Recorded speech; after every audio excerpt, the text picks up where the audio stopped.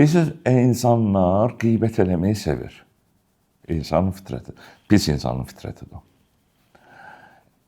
Bu ki, verilişlər var televiziyada, mənə filan, mənə bilim, ailə dramını, məhrəm olan məsələləri çıxardıb 10 milyon üstəgənin üstündə insanlar arasında müzakirə edəcək, güya bunlar məsələ həll edirlər. Bunlar insanları arsızlaşdırırlar.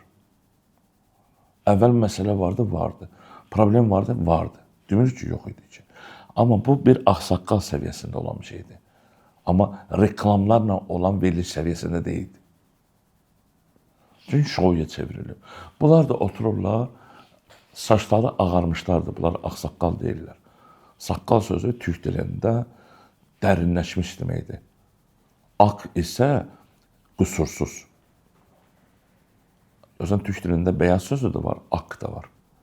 Beyaz rəngin adıdır. Ak isə biraz mənəvi, mənəviyyat ləkəsi olmayan. Ağsaqqal, yəni xətasız gəlib bu hallara çatıb. Yəni, demirik xəta eləməyib, tövbələr edib, düzəldib, öz həyatında düzəlişlər elə ağ saqqal olub da, ağ saqqal deyirik biz. Yoxsa bunu fiziki rənginə görə deyil.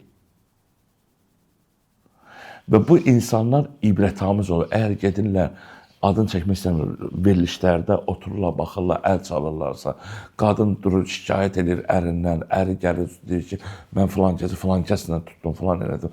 Abır yox, iffət yox, ismət yox, bu anlayışlar verilmir. Sonradan bir dəqiqə deyən ama verilişimizin baş sponsoru filan şeyə görə təşəkkür edir. Reklama gedirsə, məsələ burada, deməli, orada satışdır, marketinqdir.